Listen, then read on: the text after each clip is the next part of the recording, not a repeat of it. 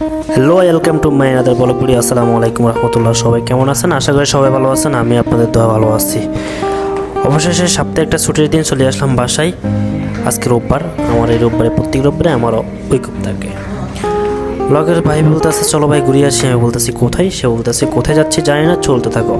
আমিও কিছু প্রশ্ন না করে চলতে থাকলাম, কারণ বদরুদ্দিন ঘুরতে হবে এটাই। বের হয়ে দেখলাম অসাধারণ একটা ভিউ। এই ভিউটাকে খুবই উপভোগ করলাম, অনেক সুন্দর।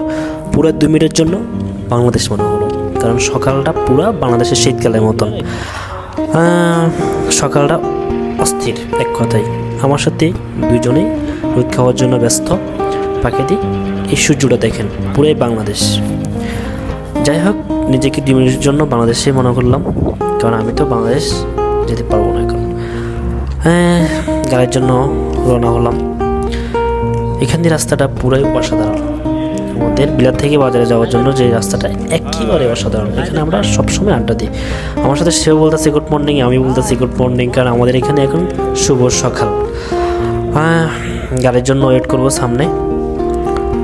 অনেকগুলা গাড়ি, কোনটা নিব ভাবতেছি। একটা নিয়ে নিলাম, এখন গাড়িতে চড়বো। গাড়িতে বসার পরে নিজেকে একটু নায়ক নায়ক ফিল হলো, তাই একটু ভিডিও বন্দি করলাম। হাতে একটা ভাঙ্গা মোবাইল নিয়ে ভিডিও শুরু করে দিলাম, কারণ অস্থির। এখান দিয়ে দেখলাম পুরোই বাংলাদেশ। ওমা, এখান দিয়ে আবার এত নাকটানি ঘুমাই গেছে উঠতে না উঠতে, তার একে অভ্যাস।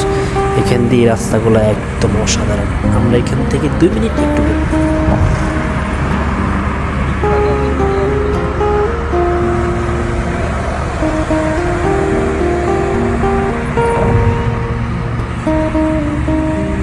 এই রাস্তাগুলো একদম সুন্দর না? নিজেকে আবার ক্যামেরা বন্দি করে নিলাম, ভাবতেছি কেমন। সামনে একটা ফ্লাইওভার বিশাল। অবশেষে গন্তব্যে চলে আসলাম। আমরা আসলাম এখানে এক সৌদিনের কাছে। এখান দিয়ে ভিডিওটা করতে পারলাম না, কাজটা শেষ করে আবার বের হয়ে গেলাম। আমাদের জন্য গাড়ি অপেক্ষা করতেছে। আবার রওনা দিলাম বাসার পথে। অবশেষে 57 কিলো পর আমরা এখানে আসলাম। 57 কিলো আমাদের বাসা থেকে। অবশেষে গাড়িতে উঠে গেলাম। আমাদের ড্রাইভার সাহেব আবার গন্তব্য রওনা হলো। এখান দিয়ে পুরো ইউরোপের মতন বিল্ডিংগুলা, অস্থির, একদম অস্থির এক কথায়। আবার নিজেকে মনে হলো আমি বাংলাদেশে আছি, কারণ রাস্তাগুলো বাংলাদেশের মতন। এখান দিয়ে বিশাল এক সমুদ্র, কিন্তু সমুদ্র হয়ে লাভটা কি? এই সমুদ্রে তো পায় নাই, কারণ বিশাল অনেক গর্ত, কিন্তু পায় নাই। যাই হোক, আবার হাইরোডগুলো এখানে, এই দেশে হাইরোডগুলো একেবারে অস্থির। শেষ খেজুর গাছ। এখান দিয়ে দুজনে একটু মস্তি করতেছে, খুব হাসাহাসি এনজয় আছি আমরা, কারণ নিজেকে তো একটু হাসি মুখে রাখার জন্য সাথে একটা দিন দরকার, একটু হলো দরকার, তাই না? তাই দুজনেই অনেক মজা করতেছে। আমিও তাদের সাথে অংশগ্রহণ করলাম, সাথে আমাদের ড্রাইভারও আছে। যাই হোক, এখান দিয়ে আমরা আবার ঘুরে আসবো আমাদের বাংলাদেশের মতন এরকম একটা ফিল। যে রাস্তাগুলো আছে না, অস্থির না? গাড়ি একই সিরিয়ালে যাচ্ছে। নিজেকে আবার নিয়ে নিলাম। তারা মোবাইল নিয়ে ব্যস্ত। ঠ্যাং উপর ঠ্যাং দিবা, কী করবো আর, করার তো কিছু নাই। 2 ঘন্টা লাগতে, 2 ঘন্টা 20 মিনিট এরকম লাগে গেছে। এখানে জামে পড়ে গেলাম 2 মিনিটের জন্য।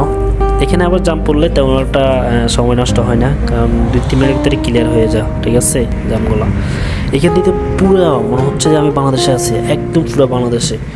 মানে আমার কাছে আমি মানে বাসায় যাচ্ছি, এটা ফিল হচ্ছে না। আমার কাছে ফিল হচ্ছে যে আমি বাসায় যাচ্ছি, আমার নিজের ঘরে যাচ্ছি আমি ঢাকা থেকে, ঠিক আছে? অস্থির একটা ভিউ, পুরোই অস্থির এক কথায়, ঠিক আছে? দুই পাশে গাছ, সবুজের শিমুল। আসলে আমাদের বাংলাদেশের মতন কোনো দেশ হইতেই পারে না, একেবারে অস্থির আমাদের বাংলাদেশ। আমি গর্ব করে বলতে পারি, কারণ আমাদের বাংলাদেশে সবচেয়ে সেরা। আর বাইরের দেশগুলোতে মরুভূমি, বালু, এরকমই। যাই হোক, আবার জমে পড়ে গেলাম। এখান থেকে আমরা আরেকটু ঘুরে আসি।